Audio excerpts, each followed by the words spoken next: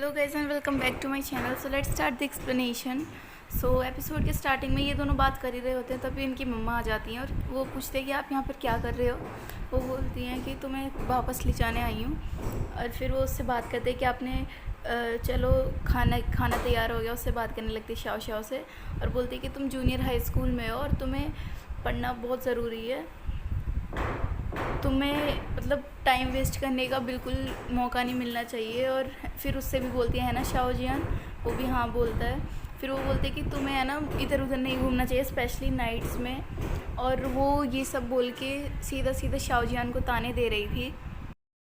वो बोलती है कि तुम्हें पढ़ना चाहिए क्योंकि फिर आगे तुम अपने आप को सपोर्ट कैसे कर पाओगे, और वैसे भी तुम गैंगस्टर की तरह तो एक ज़िंदगी नहीं जी सकती ना। और वहाँ से चले जाती है शाओ जियान को सुनाकर। नेक्स्ट सीन में खाना खा रहे थे ग्रैनी और उसके शाओजियान भी। तो वो बोलती है, वो उनको बोलने लगती है कि तुम अपनी वो वाली जॉब छोड़ के कोई डिसेंट सी जॉब ढूंढो और डिसेंट से फ्रेंड बनाओ। और फिर एग्जांपल देती है शाओ शाओ का कि तुम दोनों एक साथ बड़े हुए हो लेकिन उसके पास पक्का ब्राइट फ्यूचर है और तुम्हें सेटल नहीं होना। फिर वो बोलता है कि ग्रैनी मैं सच में एकदम फ़ाइन हूँ। तो उसकी ग्रैनी बोलती है कि अगर मुझे पता नहीं है कि तुम फ़ाइन हो या नहीं, अगर तुम फ़ाइन होते क्या तुम रात को ऐसे रोज़ जगते सोते नहीं आराम से। अगर तुम एक अच्छी जॉब ढूंढ लोगे, सेटल डाउन हो जाओगे, तो मैं रेस्ट इन पीस आराम से हो सकूँगी। तो वो बोलता है आपको पता तो है कि मैं सबसे ज़्यादा आपको खोने से डरता हूँ और आप ऐसी बातें मत बोलो, आप मुझे हर बार डरा देती हैं। और यहाँ पर हमारी जो शाओ शाओ उसकी मम्मा के साथ तू मैं चल रही थी। बात बात में बोल देती हैं कि तुम रात में उस टाइम उसके साथ क्या कर रही थी। तो फिर उसके फादर बोलते हैं कि तुम कहना क्या चाहती हो। वो बोलती हैं कि मैं क्या उसके सामने सीधा सीधा कह देती कि कृपया करके मेरी लड़की को डेट करना बंद करो, स्पेशली नाइट्स में। तो वो बोलती है कि आप ऐसा सोच भी कह सकती हैं, मैंने सिर्फ उससे बात की थी, मैंने ऐसा कुछ गलत काम नहीं किया है। तो उसकी मम्मी बोलती है कि मुझे बस तुम्हारा उसके साथ हैंग आउट करना बहुत बुरा लगता है, बेकार लगता है एकदम। वो एक अनएम्प्लॉयड गैंगस्टर है और तुम उसके साथ नहीं रह सकती। तो वो उसकी बोलने लगती है, तरफदारी करने लगती है कि वो मेरा एक फ्रेंड है जो कि चाइल्डहुड से है, तो मैं उसे नहीं छोड़ सकती। वो बोलती है मैं अलाउ नहीं करूँगी। लेकिन तो यहाँ पर फिर ये है ना अपनी मम्मा की बातों को सोचने लगती है कि वो कैसे तरह का पर्सन है। वो अनएम्प्लॉयड गैंगस्टर है और ड्रिंक कर लेते हैं उनकी बातों को सोचते सोचते। और नेक्स्ट सीन में हमें दिखाते हैं शाओजियान, उसका भी यही हाल होता है। वो भी ऐसे ही बैठा होता है और उसकी बातों को याद कर रहा होता है कि तुम एक गैंगस्टर की तरह तो नहीं ज़िंदगी बिता सकते ना। और उठकर चले जाता है वहाँ से एक गैंग के मेंबर के पास और कहता है, उसका नाम है ब्लॉन्ड हेयर क्योंकि उसके कलर्स मतलब जो हेयर का कलर है वो ब्लॉन्ड है। तो फिर वो बोलता है ब्लॉन्ड हेयर। तो वो ब्लॉन्ड हेयर बताता है कि माउस नाम से एक नया भाई आने वाला है। तो वो वहाँ से आता है तो उसके सामने हाथ बढ़ाता है, लेकिन वो उससे हैंडशेक नहीं करता। उस पर ब्लॉन्ड हेयर शाओजियान को बताता है कि वो ऐसे टाइप के पर्सन हैं कि जिनको वो जानती हैं, सिर्फ उनसे ही वो बात करते हैं। तो फिर कुछ पियक्कड़ लोग आए होते हैं वहाँ पे, तो शाओजियान को उसके पास जाना था तो वो उन पियक्कड़ लोगों को पीट देता है। और डॉक्टर माउस को वो ब्रदर माउस उससे इम्प्रेस हो जाता है। और बाहर जाते जाते ब्रदर माउस ब्लॉन्ड हेयर से बोलता है कि ये लड़का, मुझे लगता है कि इस लड़के में कुछ गट्स हैं तो ये मेरे लिए काम करेगा। और वहाँ से चले जाता है ब्रदर माउस। तो ब्लॉन्ड हेयर उसे खुशखबरी देता है कि माउस ने तुम्हें अपने काम के लिए चुन लिया और तुम पहले इंसान हो जो एक ही दिन में उसको इम्प्रेस कर दिया। तो यहाँ पर नेक्स्ट सीन में वो इंफॉर्मेशन ला के देता है क्योंकि ये तो उनकी जासूसी कर रहा है क्योंकि। तो फिर अंकल ली बोलते हैं कि अभी तुम्हें कुछ कपल ऑफ डेज़ हुए और तुमने इतनी सारी इन्फॉर्मेशन कैसे ली। वो कहता है कि अब मैं माउस के लिए काम कर रहा हूँ। तो अंकल ली कहते हैं कि लेकिन कैसे, तुमने ये सब कैसे किया। और फिर शाओजियान कहता है ये सब मायने नहीं रखता, कोई बात नहीं। और फिर हमारे अंकल ली जो हैं उसे समझाने लगते हैं कि फायर के साथ मत खेलो वरना आगे तुम ही जल के भस्म हो जाओगे। तो वो बोलता है कि आप मेरी दादी की तरह क्यों बिहेव कर रहे हैं। तो वो वहाँ से जाने लगता है। तो वो बोलता है कि अंकल ही बोलते हैं तुम सच में अपने पापा की तरह ही हो।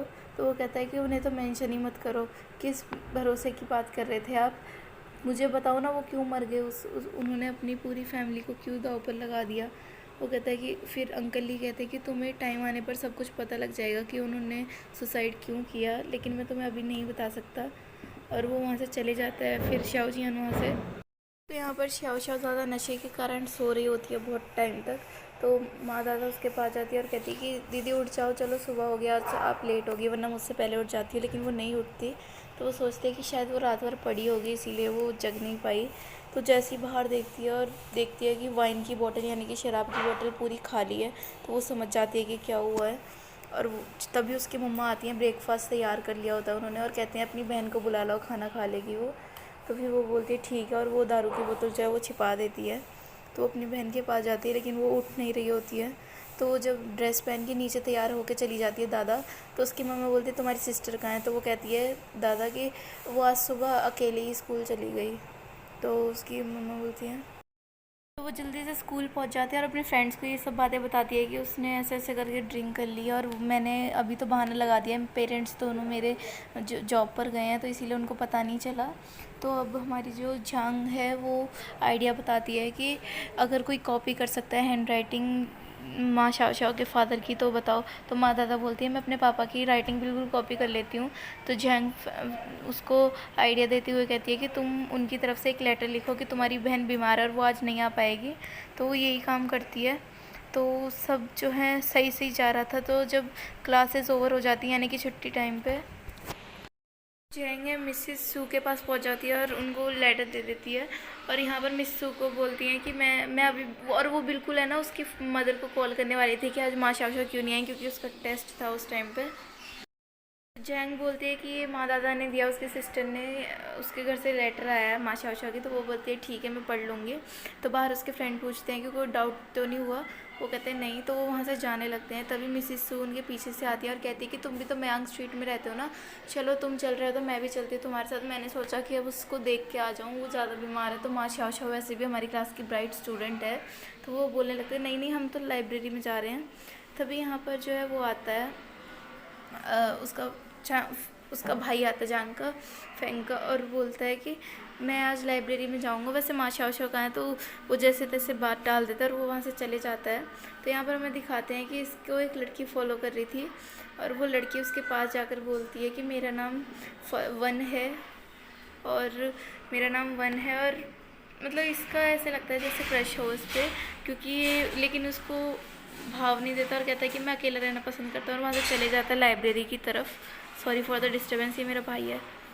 इसी सू के पूछने के बाद सब बहुत ज़्यादा मतलब परेशान हो जाते कि अब इनको कैसे रोके, जाने के लिए कैसे रोकें। तो मिसिस सू बोलती है ठीक है अगर तुम लाइब्रेरी जा रहे हो तो मैं चली जाती हूँ उसके घर पहले। तो फिर वो वहाँ से चली जाती हैं और ये सब बोलते कि ये तो और बेकार हो गया। माँ शाओ उठती है और कहती है कि मुझे स्कूल के लिए लेट हो जाएगा। तो उसको पूरी राम कथा सुनाती है माँ दादा की, हमने तुम्हें मतलब बचा लिया है इस बार तो, लेकिन तुम आगे से ऐसे मत करना। तो वो उसको समझा देती है अब तुम रिलैक्स करो। तो वो आराम से लेट जाती है। फ्रेंड्स हो तो ऐसे और सिस्टर हो तो ऐसी। हमारे यहाँ पे तो ऐसे फ्रेंड्स होते हैं कि अगर कोई बात ना भी होगी ना तो लगा के आएंगे टीचर पे एक के चार। चलो वो तो छोड़ो अभी, इसीलिए फ्रेंड बनाते ही नहीं हम। तो यहाँ पर फिर ये भाग कर जा रहे थे उसके घर की तरफ। तो वहाँ पर बीच में मिलता है इनको शाओजियान। तो वो शाओजियान को बता देता है कि अब तो माँ शाओ को हम ही बचा सकते हैं। तो सब जाते हैं वहाँ पर, मिसिस सू अपने बड़े बड़े कदम रखते हुए। तो फिर वो बच्चे वहाँ पर आ जाते हैं, मतलब मयांग स्ट्रीट के उससे सारी सभी फ्रेंड्स, ये दोंग दोंग इंक्लूडेड। तो मैम कहते तुम बड़ी जल्दी लाइब्रेरी से आ गए।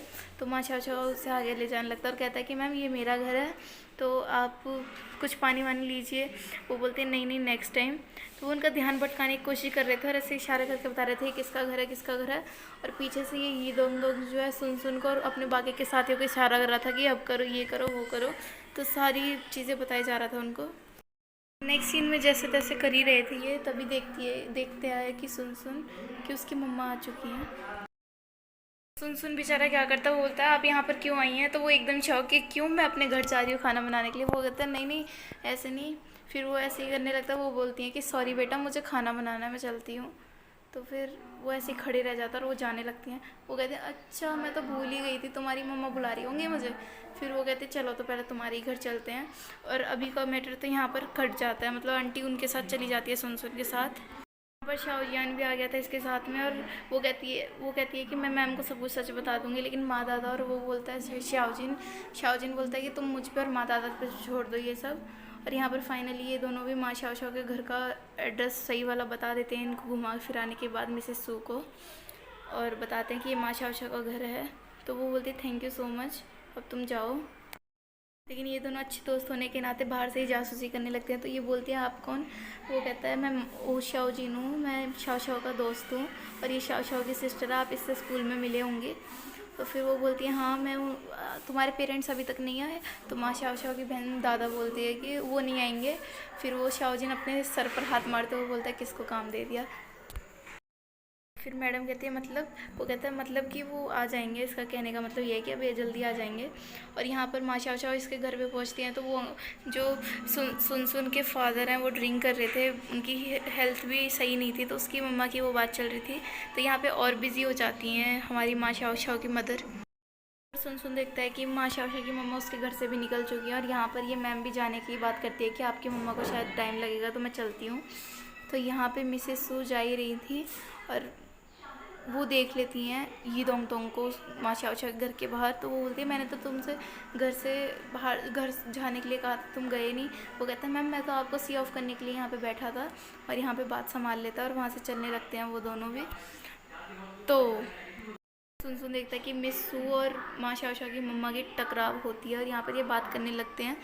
और यहाँ पर जो शाओ जी है वो बहुत ज़्यादा कंफ्यूज हो जाता है, तो ये जल्दी से भाग कर जाता है झेंगांग के पास और कहता है कि जल्दी से मैम को भगाओ। वो एटीट्यूड में जाता है, हाँ हाँ ठीक है, कई बार बोलने के बाद में। और मैम से बात करने लगता है कि मैम मुझे आपसे कुछ ज़रूरी बात करनी है, मुझे आपसे कुछ पूछना है। वो कहता है तुम तो शायद जेंगहांग हो ना, क्लास 3 के? वो कहता है जी मैम। और वहाँ पर ये दोंग दोंग चक्कर खाने का नाटक करता है। जेंगहांग बोलता है कि आप मेरे घर चलिए और यहाँ पर जो माँ शाओ शाओ की मदर है वो ये दोंग दोंग को संभालने में लग जाती हैं। और मिस्सू वहाँ से चली जाती हैं उसके साथ जेंगहांग के साथ। और यहाँ पर माँ शाओ शाओ की मदर जो है ये दोंग दोंग को उठा के ला रही होती हैं। ये दोनों बाहर से ही शोर करने लगता है, दादा शाओ शाओ तुम्हारी मम्मा मेरी हेल्प कर रही है, मुझे चक्कर आ गए थे। तो यहाँ पर इनका सारा मैटर हो जाता है सॉल्व। लेकिन दादा खोल देती है पोल क्योंकि उसकी मम्मा थी नीचे और वो बोल देती कि दीदी की तबीयत ख़राब है। और यहाँ पर फिर ये दोनों बात कर रहे थे तो वो बोलता है कि उसने ड्रिंक क्यों करी होगी। तो वो कहती है जेंग कि मुझे पता है कि शाओ शाओ ने ड्रिंक क्यों किया है। तो उसे बताने लगती है कि उसकी मम्मा बचपन से ही बहुत स्ट्रिक्ट है और उसके थॉट्स को कभी वो ध्यान ही नहीं देती, बस अपनी मर्ज़ी चलाती हैं। शाओ शाओ वो मुझे हमेशा बताती है कि वो जो करना चाहती है उसकी मम्मा उस पर बिल्कुल डिनाई कर देती है, मना कर देती है, उसके थॉट्स को नहीं देखती हैं, वो सिर्फ अपनी मर्ज़ी देखती हैं।